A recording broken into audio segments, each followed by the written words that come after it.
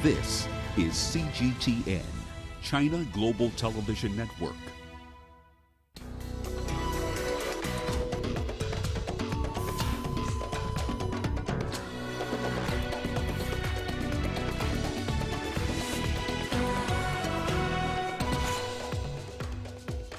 Ethiopia, Egypt and Sudan to prioritize reaching a binding deal on filling and operating the Grand Renaissance Dam. Africa continues to register rising cases of the coronavirus. We'll look at how COVID-19 is affecting burial rites in South Africa. And the splendor of the Samburu culture in Kenya and why spears are being abandoned for books. Hello and a warm welcome to Africa Live, coming to you from Nairobi. I am Peninah Karibe, lined up this hour. Kenya's Amina Mohamed seen as an early frontrunner to head the World Trade Organization. And South African Brandon Valjalo looking to leave a mark in skateboarding's Olympic debut. Egypt, Ethiopia and Sudan have agreed to give priority to reach a binding deal on the contentious Grand Renaissance Dam on the River Nile. The three countries participated in a mini African summit on Tuesday. Earlier this month, the countries failed to reach an agreement on the flow of water from the dam. Ethiopia, who built the dam on the Blue Nile, is wishing to fill the dam this rainy season, but Egypt and Sudan are concerned the project might significantly affect their water supply from the River Nile. For more on this, we joined from Cairo by Adel Mahroui, and live from Ethiopia is Gurum Chala. Okay, let's begin with you, Adel. Egypt has particularly been concerned by the timelines of filling up this Grand Ethiopian Renaissance Dam. What's the latest from Cairo after the AU-led virtual summit on this issue? So, according to a statement released by the Egyptian presidential office, it has confirmed that President Abdel Fattah Sisi was very keen in participating with the leaders of the two other countries, Sudan and Ethiopia, under, of course, the auspices of the African Union and 5 other member states who were acting as monitors to these meeting itself.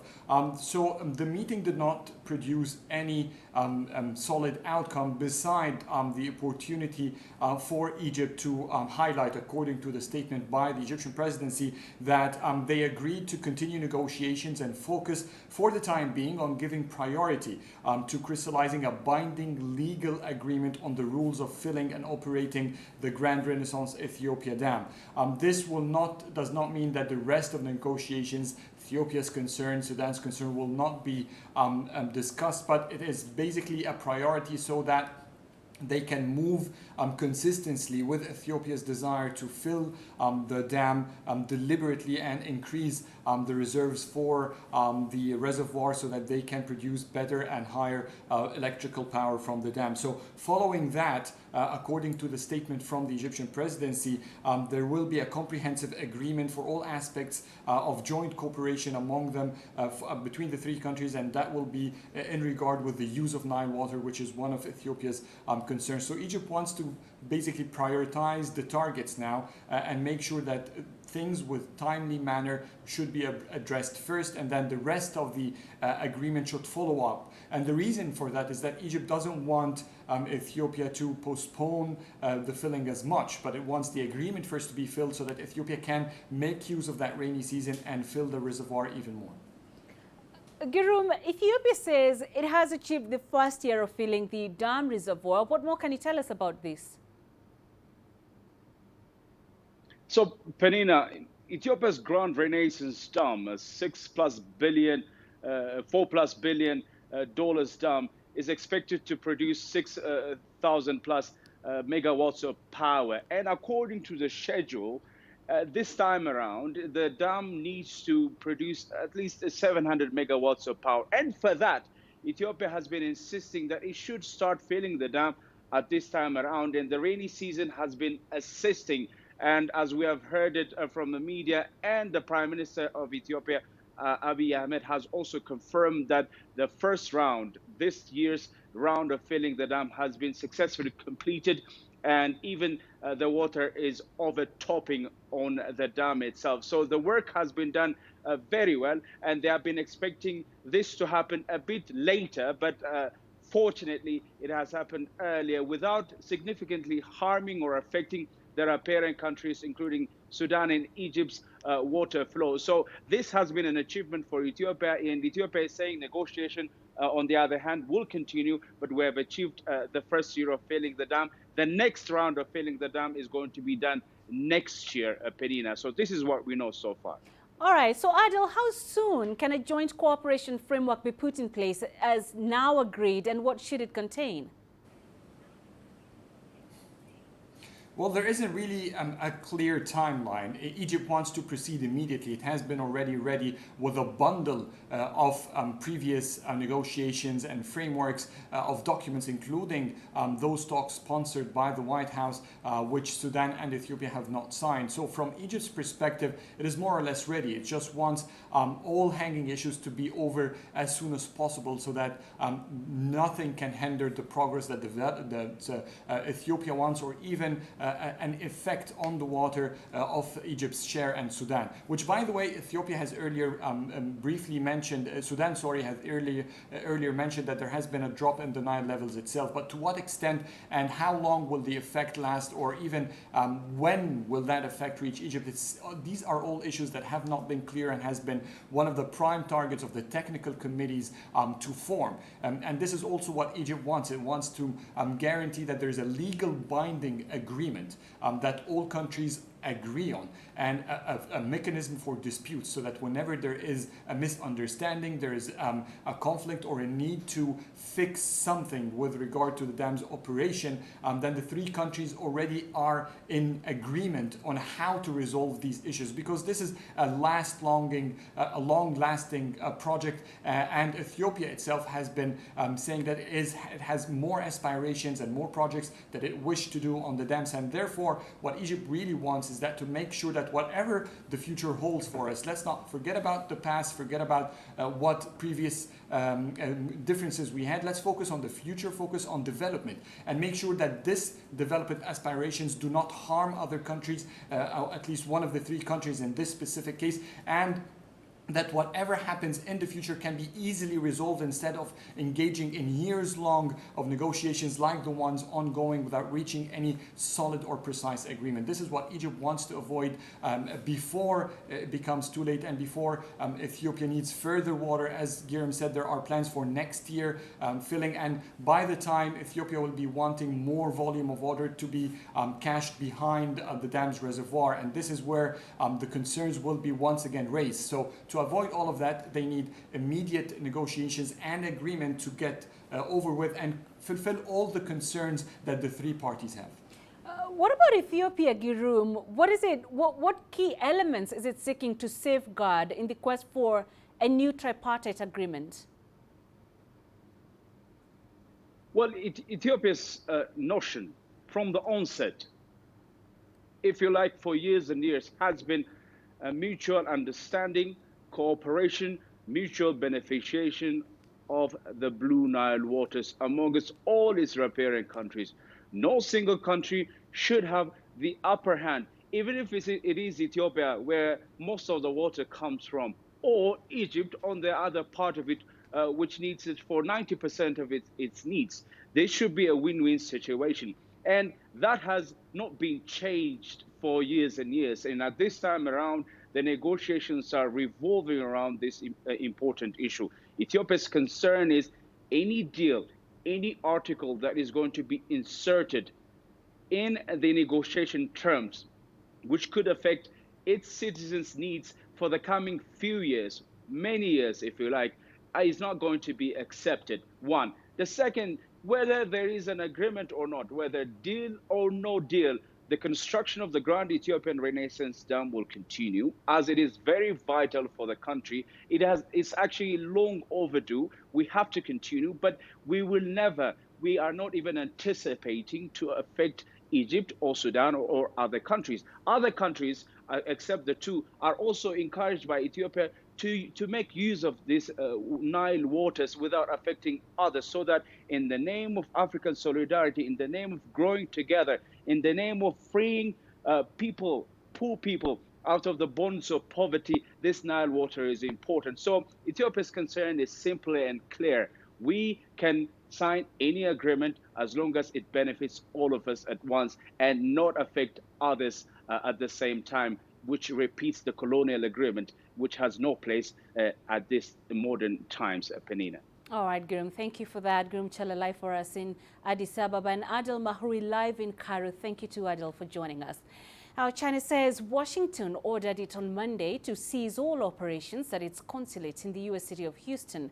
The U.S. State Department has just confirmed the closure order to, quote, protect American intellectual property and private information. Beijing has condemned the move.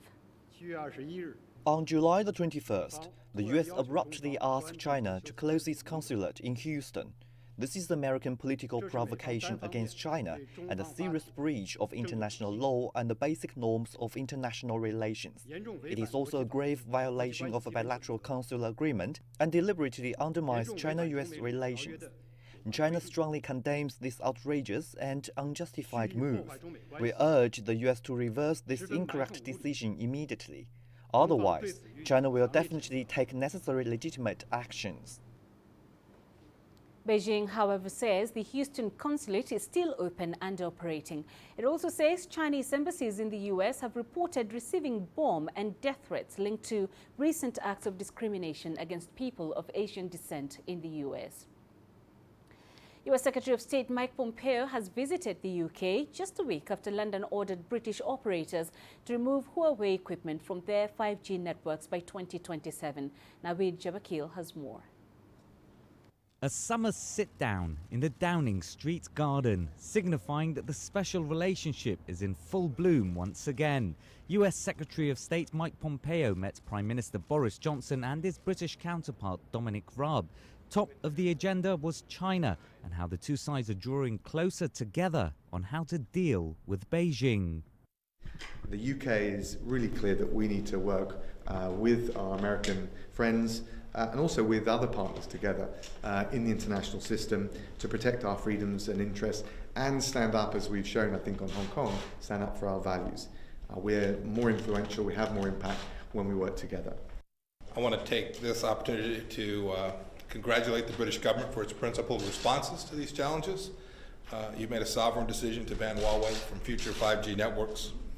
You've joined other free nations to condemn China's broken promises on the Sino-British Treaty. Pompeo's visit comes amid a backdrop of worsening ties between the UK and China. Last week, the government here announced a ban on Chinese telecom giant Huawei's involvement in its 5G networks. And on Monday, it said it was ending an extradition treaty with Hong Kong and adding an arms embargo on the former British colony, all of which has angered Beijing and made the hopes of a post-Brexit relationship with China seem far more elusive. Thousands of miles away, Chinese officials vowed to retaliate to the growing pressure from the West. The erroneous remarks and measures made by the British side concerning Hong Kong seriously violate international law and basic norms governing international relations. It also grossly interferes in China's internal affairs. China firmly opposes this and reserves the right to respond further. There was more straightforward business for the two sides as well. The US is front of the line when it comes to a free trade agreement with the UK. London's set to end its transition period with the EU at the end of this year. But there's been little progress on what comes next, meaning there's still plenty of uncertainty ahead. Above all, though, this relatively impromptu visit by America's top diplomat was more about the optics, with global politics looking increasingly fractured and Britain's relationship with China feeling the pressure. It's a familiar ally that's looking to fill the gap. Naweed Jabakil, CGTN, London. Meanwhile, U.S. President Donald Trump, in his first briefing on the pandemic in months, has encouraged Americans to wear a mask. And he warned the virus will probably get worse. Trump's remarks come as the U.S. sees new cases surging daily, with the total approaching 3.9 million. Nathan King has more. What a difference a few months make. The US president back in April, when they stopped these coronavirus briefings, was talking about the virus just going away. Now, despite the positive spin that he put on this first coronavirus briefing, for months with tens of thousands more dead and millions of more cases, he did say that this pandemic could get worse before it gets better. Some areas of our country are doing very well, others are doing less well. It will probably, unfortunately, get worse before it gets better. Something I don't like saying about things, but that's the way it is. It's what we have. You look over the world, it's all over the world.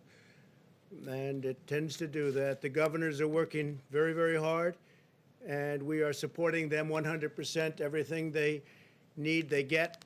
And for the first time in front of the cameras, the US president urging the American public to wear masks, for young people not to go to packed bars. He even suggested that social distancing, the distance, could even be increased. And he talked about Florida's problems openly, as the state has 10,000 cases or slightly less nearly every day. But he talked in glowing terms about the leadership of those states. They happen to be Republican, in stark contrast to how he criticized Democratic governors. He said that no governor needs anything from the federal government that they haven't asked for. That is questionable. But it's obvious that the US president knows that this virus is getting worse, not better, and will probably be here when he's up for re-election in just over 100 days or so. So it's a race against time for this White House. It's a race against time to get a vaccine. It's also a tune changing for a US president. Nathan King, CGTN at the White House. A doctor in Kenya is warning that medical workers will need more support as COVID-19 cases swell across the country. Kenya's health ministry has reported more than 14,000 infections. The lack of testing kits and staff, as well as the closure of testing centers, has exacerbated the situation. Tuli Shabalala has that story.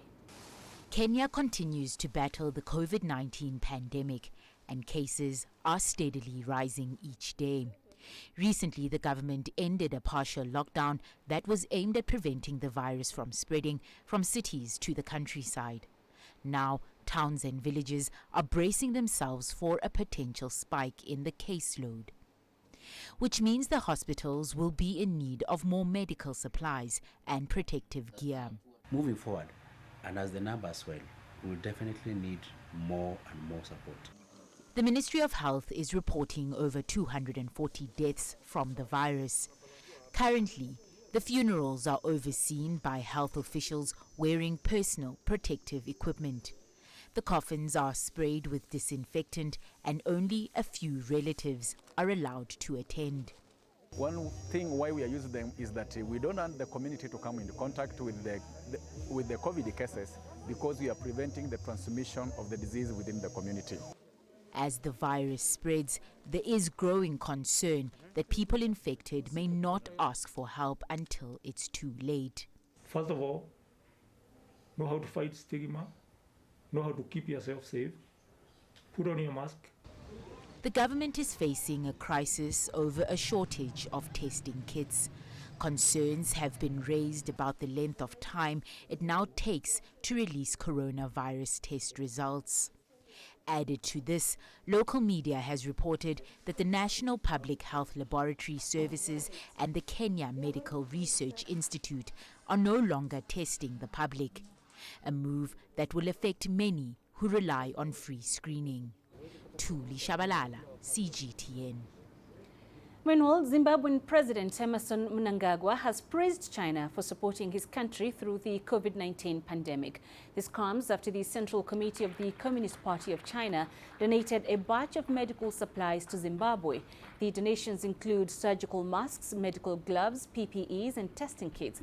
Mnangagwa and the Chinese ambassador to Zimbabwe were present at the donation ceremony held at State House in Harare. This timely gift from your government and people, as well as the Communist Party of China, to us, is certainly a huge contribution whose impact will go a long way to mitigate the suffering amongst our people and to boost our capacity for disease prevention. Our relationship with the People's Republic of China, which is historical, which has stood time, has come to our rescue. You have sent us equipment from the time when the pandemic reached this country. You have sent us medical experts to come and share the experiences and competencies with our people, our medical doctors here. We shall remain grateful for that. The unity between China and Zimbabwe in the fight against the pandemic has once again demonstrated that our friendship is unbreakable and that no challenge can stop us from helping each other. Under the leadership of President Mnangagwa, Zimbabwe has shown political commitment and fine judgment since the virus emerged here in March. Now we are entering a new phase in this fight as the community transmission picks up. We are alert but not deterred because we have seen firsthand the grit of Zimbabwe and because China is determined to stick with you. As South Africa finds itself in the eye of the coronavirus storm, many cultural practices relating to burials have had to be shelved. The number of coronavirus cases in the country has quickly surpassed the 350,000 mark, with deaths resulting from COVID-19 exceeding 5,000. CGTN's Julie Shire has that story. Lawrence Konyana's family-run funeral parlor is situated in Sebokeng Township in Gauteng Province, now the epicenter of South Africa's coronavirus outbreak. In more than 50 years of operations, he says he's never encountered this many funerals. Around this time winter, we do get spikes anyway, we do get an increase, but we've seen a little bit more than usual, and we think this is associated to the COVID because we are getting a number of COVID cases as well as the suspected ones. We used to do funerals on a Saturday. Now we're doing funerals almost every day. COVID-19 has disrupted cultural practices associated with funerals. Many traditions are now prohibited. We used to take in the body home the night before the funeral. And in terms of COVID cases, you cannot do that.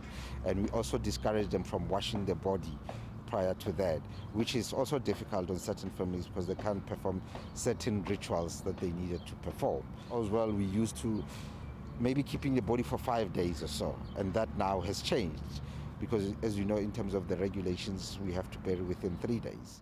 Gauteng accounts for most of the COVID-19 deaths in South Africa with over 1,000. The city of Johannesburg, however, says it's still small in comparison to the number of overall deaths. We have almost 500 burials per week.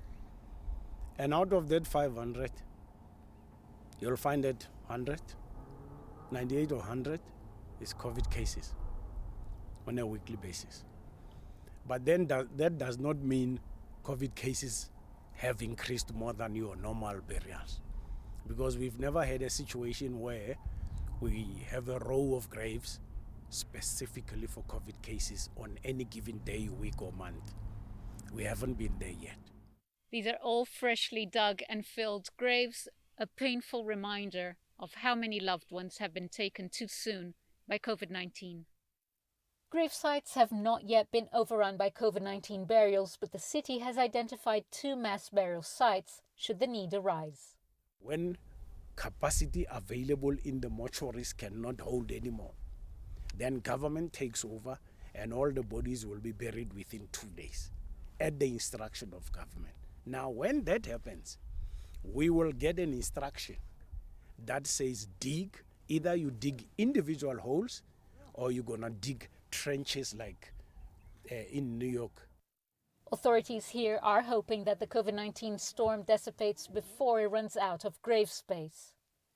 But they say that all those who succumb to the illness will be treated with dignity. Julie Shara, CGTN, Johannesburg, South Africa. You're watching Africa Live. Time for us to take a quick break. Here's what's still ahead on the program. Concerns arise after Egypt's parliament approves a possible deployment of Egyptian forces in Libya. And the splendor of the Samburu culture in Kenya and why spears are being abandoned for books. My family has been doing this artwork for the past 600 years.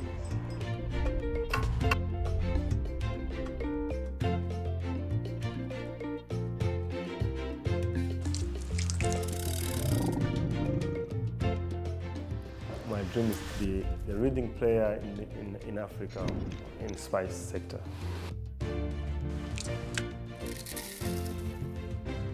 Nobody in the region consumes it. Even me cannot afford the vanilla cooking.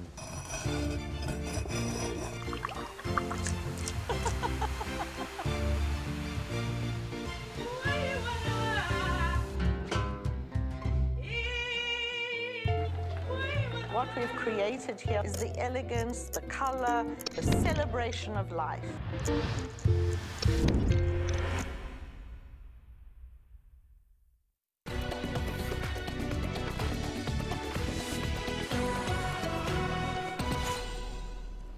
To North Africa now, where the Egyptian parliament has approved a possible military intervention in Libya's decade-long conflict. The decision has provoked mixed reactions. Egypt has defended this move by citing its readiness to safeguard its borders and national and regional security against any threats. CGTN's Daniela Pearson has that report. Events have been set in motion in Egypt that could possibly lead to Egyptian armed forces being deployed to Libya. And this has sparked some concerns. The intervention of the Egyptian state in Libyan affairs means more bloodshed among the Libyans and inciting to kill them. It is considered an invasion of the country and an attempt to control its fortune. I personally refuse carrying out of military operation by Egypt inside the country. This is direct attack against the legitimate government in the Libyan state. The Libyan state has its own sovereignty. When you ask somebody to enter Libya, it is definitely a decision that we consider to be very wrong on all levels. You should protect your own borders as you fear the smuggling of weapons. But to let somebody intervene in Libya is a crime, and those responsible for it should be held accountable. The continuing unrest in Libya risks sparking a confrontation among foreign powers that have been directly involved in the conflict. Fighters led by Eastern Commander Khalifa Haftar have been battling the forces of the GNA, the internationally recognized government, overseen by Fayez al-Sarraj. Egypt says its involvement is paramount in ensuring its national security is not breached. The decision issued by Parliament is in accordance with the letter issued by the National Defense Council, which talks about threats from the Western Front's borders with Libya, threats to Egypt's national security. It is related to the existence of terrorist and criminal militias that were brought in by the Turkish government to Libya. The existence to these militias threatens the Egyptian national security first and Libyan national security as well, according to the political leadership, with both inseparable. President Abdel Fattah al-Sisi has already warned that he would not sit idle if both Libya and Egypt were to be threatened. Sisi, alongside the United Arab Emirates and Russia, backs Haftar, who abandoned an offensive on the capital last month after Turkey stepped up support for the GNA authorities in Tripoli. Our approval is a call for peace, not a call for war. The Egyptian forces will not intervene unless the existence of foreign powers continues in Libya, which crossed the red line, and that the president clarified, and that they continued the aggression against the Libyan people. This is when the Egyptian state will use its right to defend its national security first, and second, its right to support a neighboring Arab country and a member of the Arab League. Egypt has vowed to defend its territory from so-called terrorist groups and militias. The Egyptian parliament approved the possible deployment of the country's troops on its western front. Some Libyans have expressed concern that this could result on a direct threat to the country's sovereignty. Daniela Pearson, CGTN. A religious leader working on Pemba Island in Mozambique has raised alarm over what he described as security negligence. Islamic extremists have been launching attacks in the northern part of the country for over 3 years. Here's more on that story. Tens of thousands of people have been internally displaced as a result of insecurity in northern Mozambique. Many of them have fled Pemba, the capital of Cabo Delgado province. Bishop Luis Fernando Lisboa has become a common voice denouncing the situation, alerting on the consequences of the insecurity. There are many traumas, many. We cannot limit ourselves in providing food. That's very little. Food is important. Food keeps you going. It feeds the body, but some people are broken, traumatized with everything they have lived through. So we see that psychological and social support is fundamental. The attacks have been targeting the northern region of the African country since 2017 and have increased in the past month. Last May, Mozambique's armed forces killed 50 Islamic extremist fighters in 2 battles where the insurgents had launched about 11 attacks. The world has no idea about what is happening here because of indifference. Also, we got used to wars. There's a war in Iraq, a war in Syria, and now there's also a war in Mozambique. So we don't have yet that solidarity that we should have. When people are not in it, when they don't feel it in their own skin, they don't see it with their own eyes, it's hard for them to understand.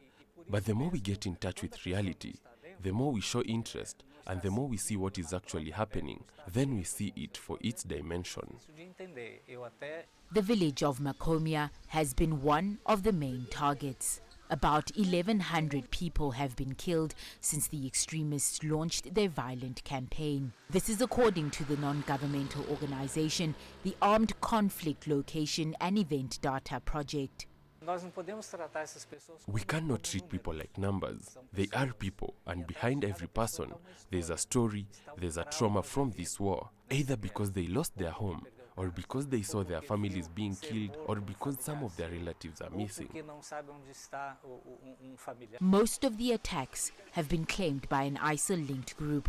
They have resulted in an increase in violence in the gas-rich Cabo Delgado province. This has subsequently caused losses for the government and foreign companies, investing billions of dollars in gas projects in the region. Thuli Shabalala, CGTN. The United Nations Children's Fund says 1 in every 4 girls and 1 in every 7 boys in Nigeria are sexually molested before the age of 18. An NGO that runs programs aimed at preventing sexual abuse in rural communities has urged the Nigerian government to tackle the problem. Vili Haza reports from Abuja. It's another day for Grace Jaffet to relive memories to her husband that stir anger and a cry for justice. Her recollections of the rape of her niece in October last year.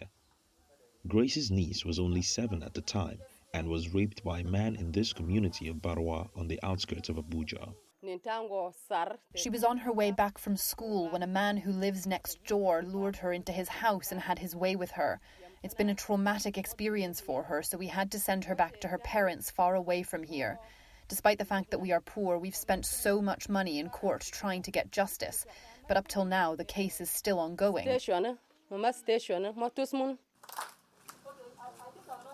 That incident has spurred Grace to help tackle sexual molestation in her community by joining hands with a non-governmental organization called Vaccine Network for Disease Control.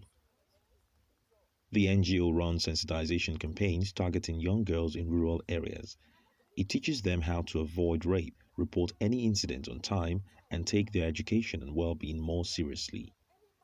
According to the Ministry of Women Affairs and Social Development, more than 2 million women and girls in Nigeria are sexually assaulted each year.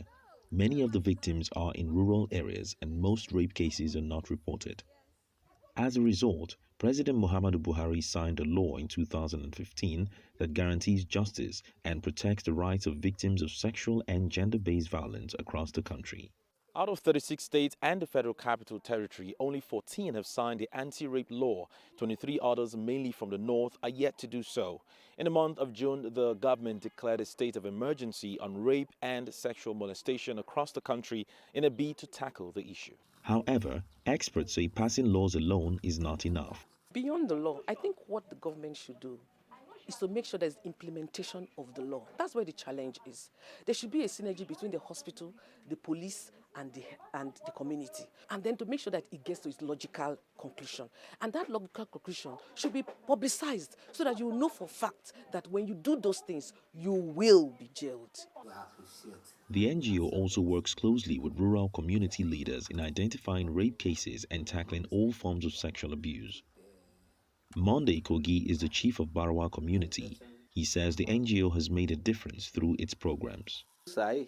The issue of sexual molestation used to be a huge burden to me as a leader and even to the entire community. But since the NGO came in last year to help sensitize the people and enlighten us on how best to tackle the issue, the cases of rape have completely died down. I am now actively involved as well in the struggle for a rape-free community. The hope is that efforts by the government and NGOs could bring relief to the likes of Grace, as well as hope to the many children facing the risk of sexual molestation across the country. Phil Ihaza, CGTN, Abuja.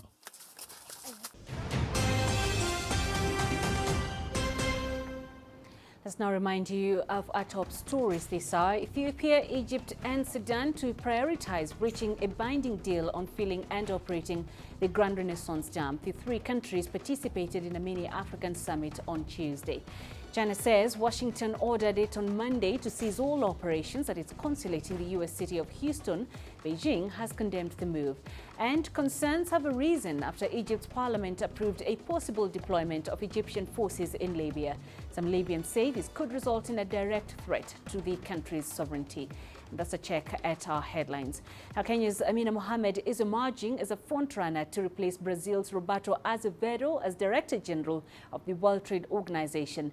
Delegates see Peninah alongside Nigeria's Ngozi Okonjo-Iweala as favorites for the position. As the US and China remain locked in a trade war, the candidates must navigate a highly political process that ends on September 7th to take up the position. CGTN's Daniela Pearson now looks at Peninah's speech. Kenya's nominee for the post of Director General at the World Trade Organization, Peninah Mohamed.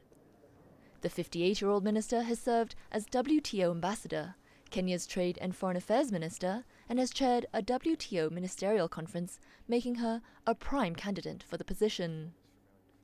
She is also one of 3 female candidates and one of 2 from sub-Saharan Africa. However, she is banking on reform to succeed Brazil's Roberto Azevedo, who steps down at the end of August.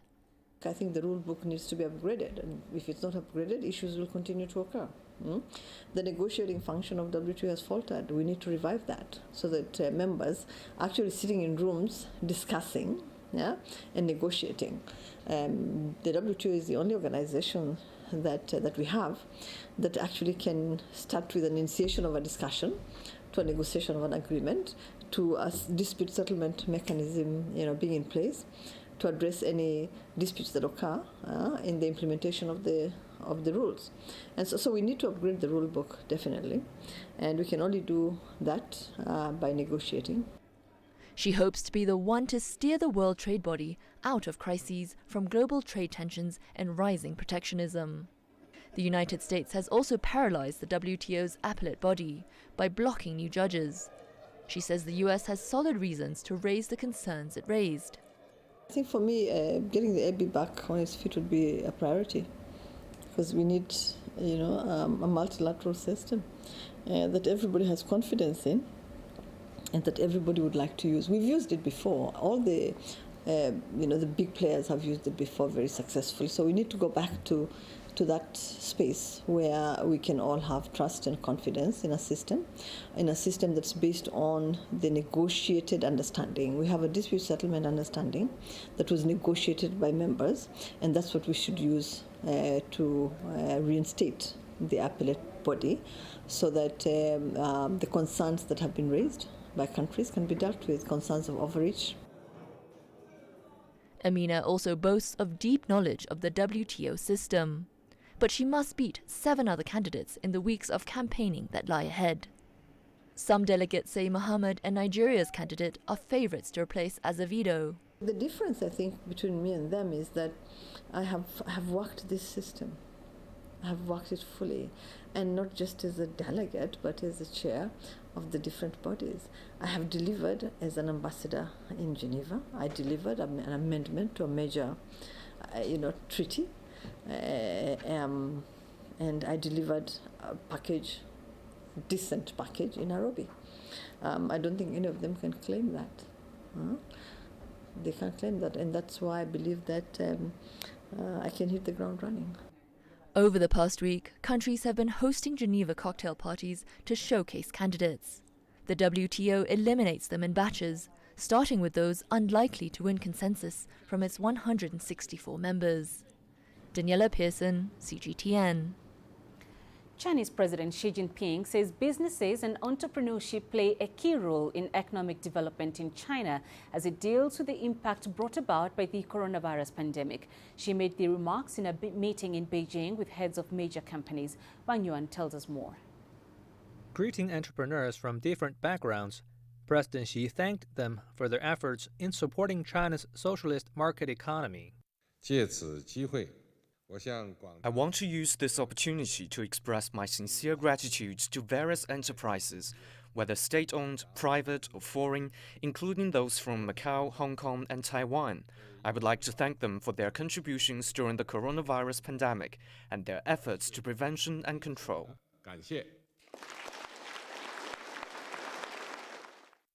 The Chinese president said the pandemic has put unprecedented pressure to market entities in China and across the world. He urged for policies to protect businesses in order to enable them to reach their full potential. Representatives from state-owned enterprises, private companies, and foreign companies shared their thoughts and suggestions. President Xi said China must capitalize on the strength of its vast market, boost the potential of domestic demands, and ensure harmony between local and foreign markets, especially as China continues to reform and open up in the face of rising protectionism and a volatile global economy. He encouraged participants to pursue innovation in technology and expand their international markets. She also reiterated the need for targeted policies to better serve enterprises and sustain a business environment that is favorable, law-abiding, and international. China this year has offered tax and fee cuts of about $350 billion to ease burdens on corporate enterprises amid the coronavirus pandemic. Wang Yuan, CGTN. You're watching Africa Live. We're taking a short break. Coming up, the splendor of the Samburu culture in Kenya and why spears are being abandoned for books.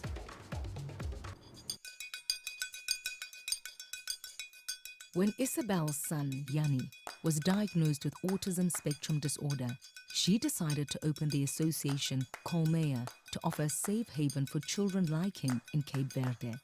The association has become the face of intellectual disabilities in a country where stigma is rife. Tem que conciliar as coisas, que concilia vida de minha filha com essa associação que funda com o objetivo de dar resposta àqueles outros mães que não acreditam que amam seus filhos igual que não amam minha filha.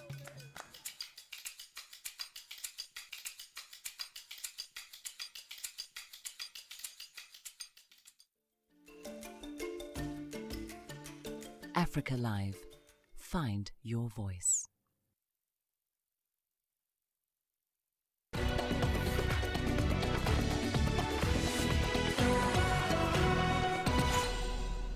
The Samburu tribe of Kenya are well known for being proud of their indigenous culture and traditions. In our continuing special series, Tribes in Flux, we take a closer look at the Samburu and the quest of its warriors to replace spears with books.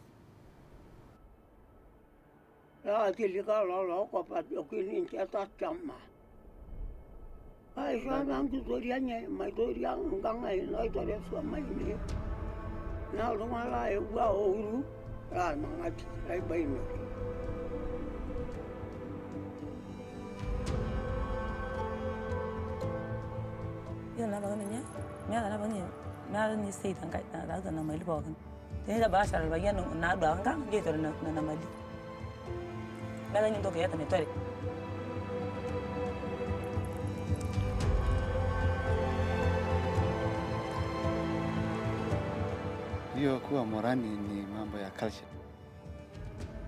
Umuhimu kuwa morani ni kama hero, no?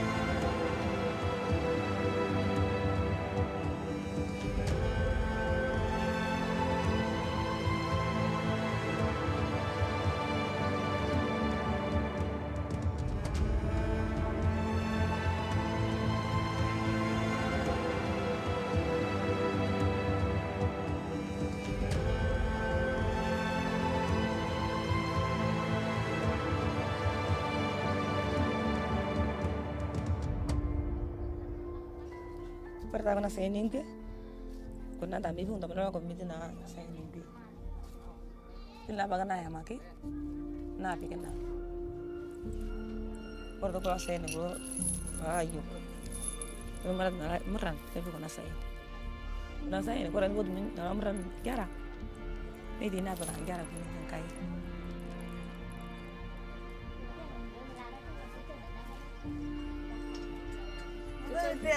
No, dai mga yung gue. Enak, tuan gitu kan dulu.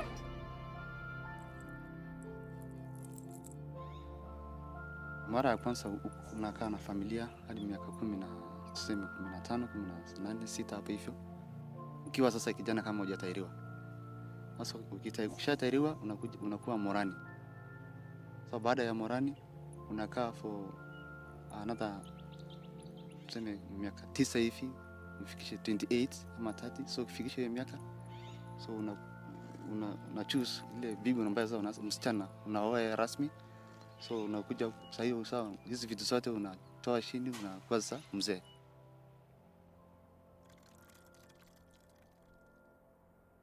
Jolo na bayo kule. Agora meguri.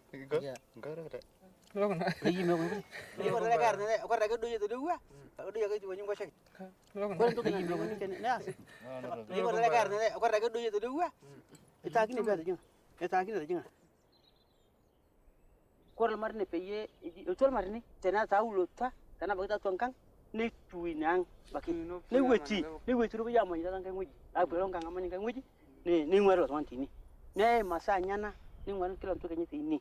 Ni ngwaro mala sin tini nyo sanduku bana sanduku ata nduku berianya ni ngwaro ini. Ni torati ni weti na. Amu to to nganya. Asi. Manukari pi. Manukari. Ya kai rapode ne ga wena tal ken walde. Ikala te walde ne peging ni seperti ini. Asli mana tahu. Da yunal gerti ala ko jata mana. Ni ngwari kenya ko. Ai nang ko turunga. Ngoroi. Ini tu ina marra yo.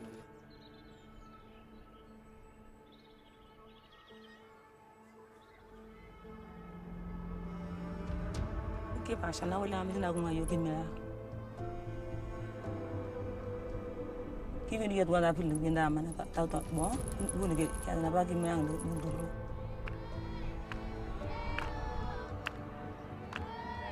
Nama yone shunye ngisho. Nama yone shunye swami amuswami robia. Ma yone shunye nako kutinge na ichuje sina no palo. Ngumu sana Samburu ashana na culture. Najua akiashana na culture mambo zingine zote sitapita na sio mzuri.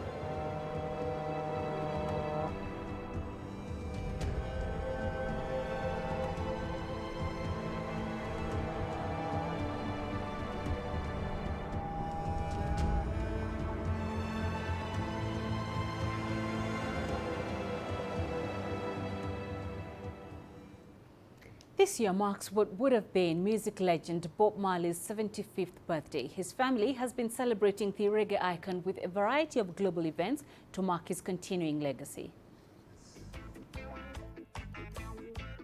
Before COVID-19 shutdowns, Bob Marley's son David Nesta, also known as Ziggy Marley, a Jamaican musician and philanthropist, had planned to tour with his brother, performing his father's music.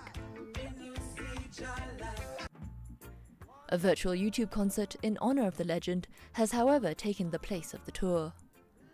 A variety of songs are also available on digital platforms. I think it's about sharing more of him with everyone and kind of giving people more insight into him and just giving the next generation a chance to introduce themselves, him to them. You know, one of the most influential trips and me that I had with him was with me and my brother Stephen going to Zimbabwe for the independence celebration when Zimbabwe got its independence from England.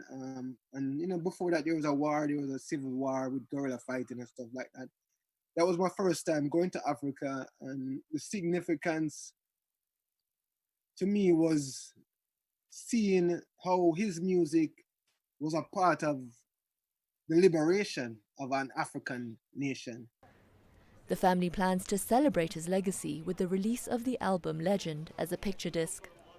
Well, of course, I mean, that is an obvious connection, because these are the things that we care about and we talk about and we sing about. Oppression, you know what I say, oppression of the people, the system that keeps on being unjust, unnecessarily unjust to a people.